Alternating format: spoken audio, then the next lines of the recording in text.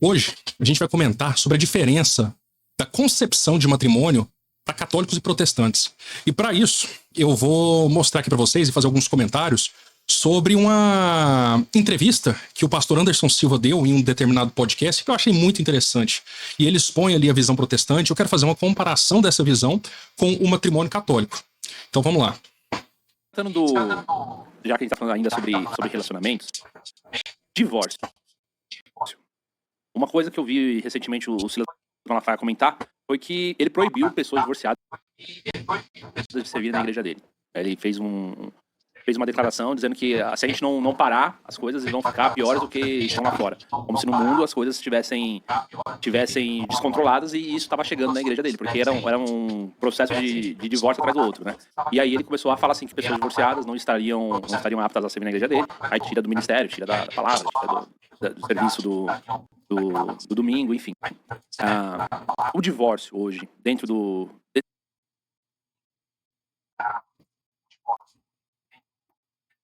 Essa questão de divórcio não é um problema só na igreja evangélica, é um problema do ser humano. Tanto que se a gente pegar o último censo do IBGE, a gente vai ver que os índices de divórcio no Brasil subiram demais. Né? Então, assim, é um problema generalizado entre cristãos, né, sejam evangélicos, católicos. Né? Então, isso não é um problema só, né, de protestantes, não é um problema só de católicos, não é um problema só de judeus, é um problema generalizado, né, onde eu acredito que a raiz do problema está numa questão ideológica e cultural, né, principalmente com relação à estabilidade das relações entre as pessoas. Eu acho que a raiz está aí, que as relações estão muito superficiais, né, e é uma busca incessante, né, pelo prazer. Eu já falei isso aqui no canal algumas vezes, né, aquele hedonismo, a busca pelo prazer a qualquer custo. Então a pessoa acaba que coloca a sua própria felicidade na frente da necessidade, né, do seu cônjuge. Então, assim, essa é uma ideia que eu vou explorar mais pra frente nesse vídeo, né, que a gente vai falar um pouco mais sobre matrimônio, mas daqui já dá pra ver que vai ser uma conversa muito boa, muito interessante. Parabéns ao pessoal do podcast. Como você vê o divórcio dentro das comunidades religiosas? A principal causa é infidelidade, violência? Eu sou escritor de 11 livros. Um deles é sobre casamento, se chama Redenção Familiar. E o outro é Existe vida além do divórcio? Uma pergunta, uma interrogação. Eu acredito que a igreja evangélica focou no que não é, ao invés de focar no que é. Então o foco do evangélico é o pecado do divórcio, quando deveria ser a magnitude do matrimônio. Não se explica, na maioria das igrejas evangélicas, o que é um matrimônio, mas se ensina de maneira amedrontadora que Deus abomina o divórcio.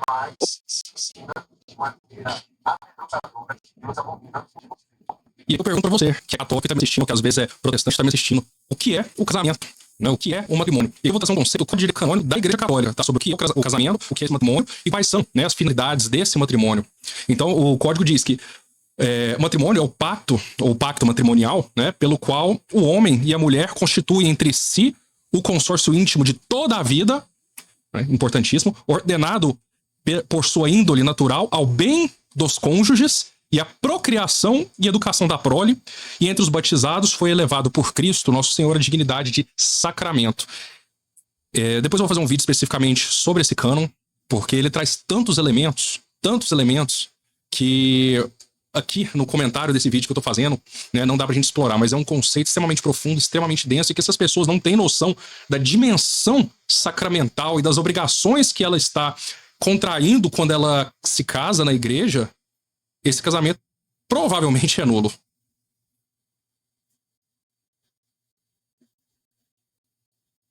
Ou seja, se você foca só no que não é, você vai gerar um monte de lunático naquilo que você proíbe. Mas se você ensina o que é verdadeiro, por exemplo, o ensino de Jesus é isso, ele é libertador porque ele não foca no que não é, ele foca no que deveria ser. Eu concordo e discordo do Silas. Eu acredito que nós temos que apresentar um padrão de seriedade, mas a vida não é ciência exata. A igreja, o evangelho e Jesus foi para a cruz porque não somos quem deveríamos ser. Então, a igreja, o evangelho, a palavra de Deus e o próprio Cristo crucificado só existe porque você não é quem deveria ser, porque eu não sou quem deveria ser. Então, quando eu radicalizo dessa maneira, sem interpretar individualmente a experiência que cada um teve, a Igreja Católica faz isso. Então, na Igreja Católica, há uma reverência maior ao ponto de considerar o matrimônio sacramento. E quando há a possibilidade de um divórcio e de segundo casamento, é analisado por um magistério a possibilidade desse segundo casamento. Então, um processo tem um processo. Aqui eu vou fazer uma pausa porque, com certeza, o pastor, né, ele sabe do que está falando, apesar de existirem algumas questões terminológicas que não são adequadas, mas a ideia é justamente essa, né? A Igreja Católica, como eu coloquei para vocês agora mesmo, né, ela traz o matrimônio como um sacramento. Primeira questão, né, que vale a pena a gente considerar. O matrimônio, né, o instituto do matrimônio, o casamento, ele antecede a Cristo. Né? As pessoas já se casavam antes de Cristo. Né? Os judeus se casavam. Maria, Nossa Senhora, se casou com São José. Né? Então, muito antes, né, do advento do Cristo, existia a instituição matrimônio. Só que a instituição matrimônio é tão importante, mas tão importante, que Cristo elevou o matrimônio à condição de sacramento. Então veja só a dimensão teológica, né, que tem essa questão do matrimônio do sacramento, que inclusive, né, daria uma pauta maravilhosa aqui, que a gente vai fazê-las, né, também futuramente. Mas aqui vamos focar, né, nessa questão da diferença entre o matrimônio, né, a concepção do matrimônio para os protestantes e para católicos. Então, o pastor colocou, né, que na Igreja Católica, sim, né, existe não um magistério, né, mas os tribunais eclesiásticos que analisam as causas de nulidade. Então, a pessoa contraiu um matrimônio, ela se casou na Igreja Católica, via de regra, presume-se a validade daquele sacramento. E se presume a validade do sacramento, um dos princípios basilares de um sacramento católico, né, principalmente aqui se tratando do matrimônio, é que esse matrimônio ele é indissolúvel.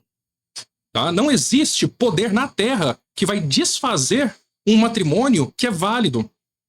Então, se o matrimônio é indissolúvel, como que a Igreja Católica torna nulo um matrimônio? A Igreja Católica ela não torna nulo um matrimônio, essa que é a questão. Ela reconhece e declara que o matrimônio padece de certos vícios de forma com que ele sequer chegou a existir. Então, se você casou e, porventura, o seu casamento, né, ele foi afetado ali por uma dessas causas de nulidade, seja, né, alguma questão que envolve o consentimento, seja algum impedimento, seja alguma questão psíquica, enfim, qualquer hipótese de nulidade prevista no Código de Direito Canônico, seu casamento sequer existiu para a Igreja. E a Igreja simplesmente reconhece isso. Então a gente não está falando de contrair uma segunda união, como o pastor colocou ali. Não existe contrair segunda união na Igreja Católica. Você vai contrair a primeira. A primeira. Porque o seu suposto matrimônio que você contraiu anteriormente, ele sequer existiu para a Igreja. Então vamos lá. Eterno, entendeu? Que isso é belíssimo. Porque como eles vão concluir se é possível o segundo casamento? Se ficar provado, por A mais B, que aquela pessoa nunca celebrou um matrimônio. Uma parte foi tão infiel, ou nas agressões verbais, ou físicas, ou traições, que aquela pessoa nunca viveu um matrimônio à luz da Bíblia. Aí se conclui Essas hipóteses de nulidade, é o que eu venho tratando nos vídeos. Eu já falei sobre fidelidade, vou colocar um vídeo, né, na próxima semana, provavelmente, falando sobre o medo, né, termo reverencial, e a gente vai falar sobre os casamentos mistos, impedimentos. Eu vou falar sobre cada uma das hipóteses de nulidade aqui na sequência de vídeos que eu vou fazer. Então, o que acontece? O que a gente tem que levar em consideração é que questões que surgem no decorrer do casamento, elas não tornam o matrimônio nulo, tá? Elas são indícios de que pode existir uma nulidade, mas essa nulidade, ela antecede ao casamento. Tá? Ela antecede ao casamento. Então é sempre importante ser isso. Porque acontece muitas vezes, né, que o casamento ele vai ficando desgastado ao longo do tempo, as pessoas vão cansando, né?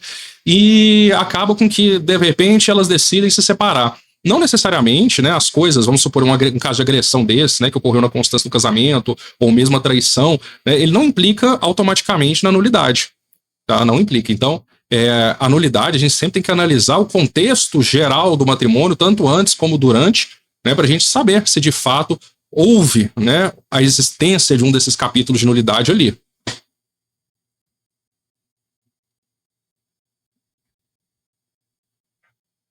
Possibilidade de um segundo casamento. E na Igreja Evangélica tem, tipo assim, um motivo que seria equiparado a essa questão entre aspas, da separação lícita?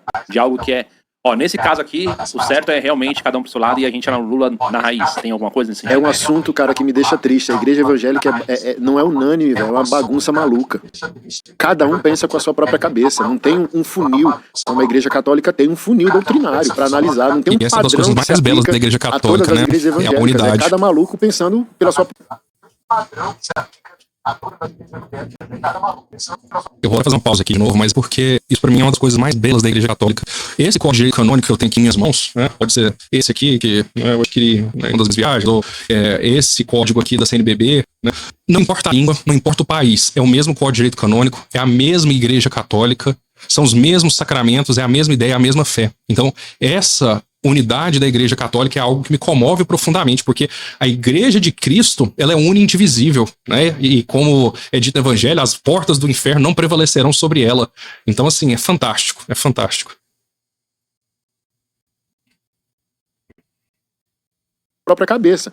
Porque eu lembro da Isadora, né? Isadora Pompeu, que ela falou assim: não, eu casei, aí 3 meses separou, e foi assim, tipo, eu queria e ele não queria mais.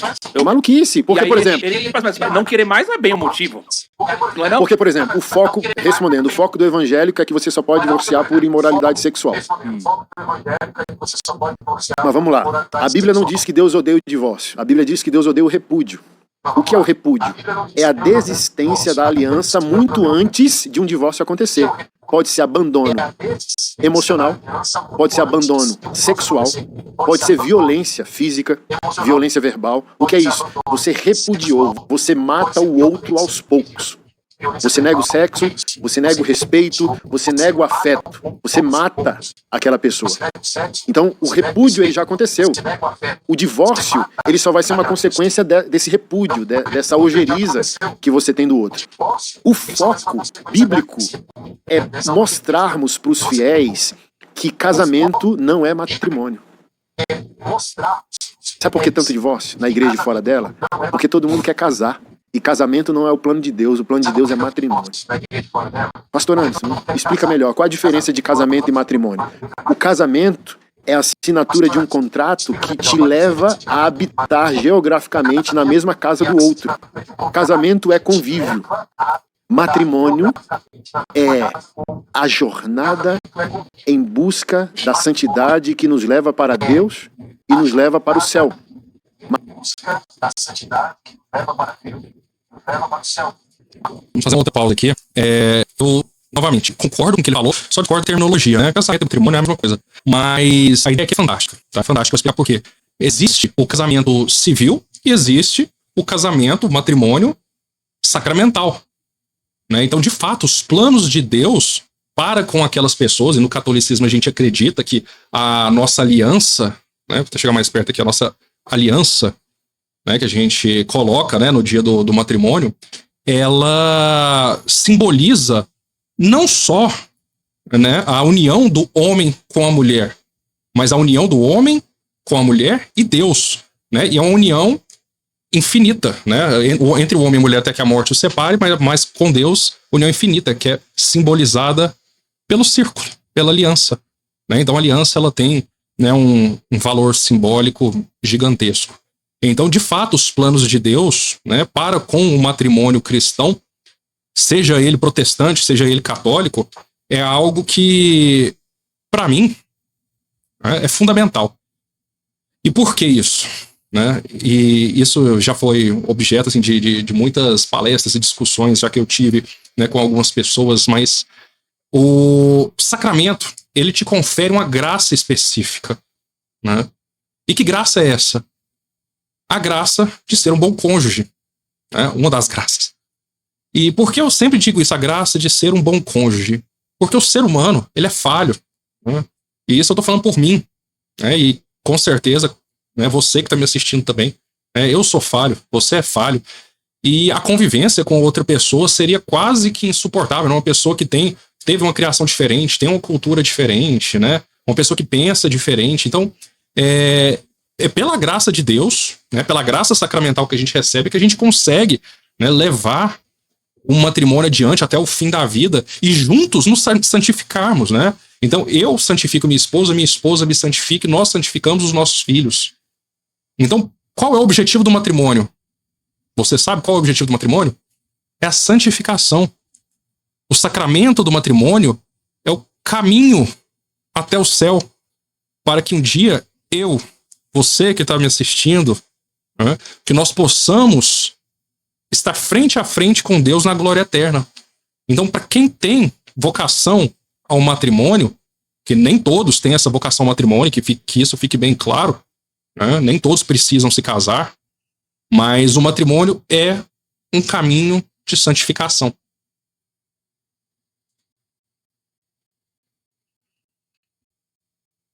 Matrimônio é aliança.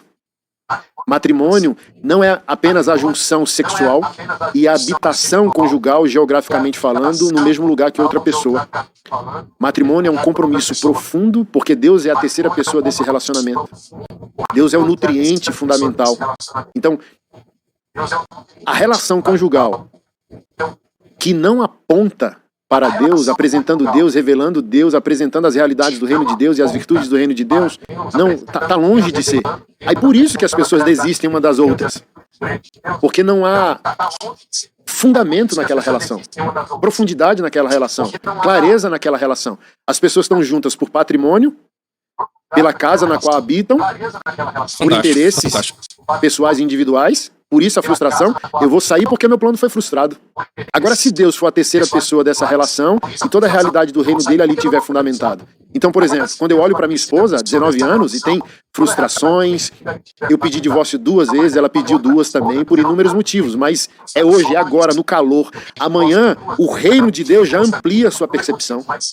Assim como a misericórdia de Deus se renova cada manhã, a nossa também, porque somos filhos e discípulos dele.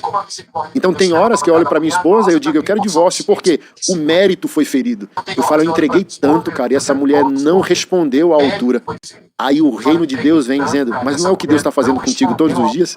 Aí, cara, você começa a rir, aí solta as pedras que você quer jogar na sua esposa e diz, putz, que vergonha, é isso? Entende? Porque se Deus se relacionar comigo na base do mérito, eu tô ferrado. Eu vou ser abandonado por ele na metade do caminho. Isso é fundamental. Isso aqui eu tive que falar de novo, porque assim, é muita informação, muita coisa bacana. Mas no catolicismo, né, nós somos a religião da cruz. E por que a religião da cruz?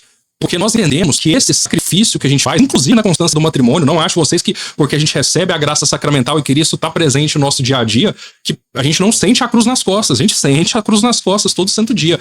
Mas a cada dia que eu carrego essa cruz e que eu pego essa cruz, eu ofereço ela a Cristo, falo, Cristo, tá aqui essa cruz, é pesado, mas eu vou continuar carregando por amor ao Senhor. Isso tem um valor santificante infinito, porque a gente está unindo o nosso sacrifício, que não é nada, ao sacrifício de Jesus Cristo na cruz, que tem esse valor infinito. Então, colocando isso em termos mais práticos, né, menos teológicos e mais práticos, poxa, às vezes eu vejo ali que minha esposa tá penando à noite, né, os meninos não estão querendo dormir, ou acordando de madrugada. Se eu tenho aquela disposição para levantar, falar, não, amor, deita lá um pouquinho, né, deixa eu segurar aqui o menino um pouquinho, colocar esse menino para mamar, para dormir aqui, né, é um sacrifício para mim, assim como com certeza é para ela, muito mais para ela do que para mim, né, enfim. Mas esse sacrifício, né, é um sacrifício por amor. Amor a Cristo, amor à minha esposa, amor aos meus filhos, né, mas é um sacrifício. Então, não existe casamento, não existe amor verdadeiro sem sacrifício. O casamento é um sacrifício, e quando você entra num casamento, você tem que estar disposto a se sacrificar todo santo dia.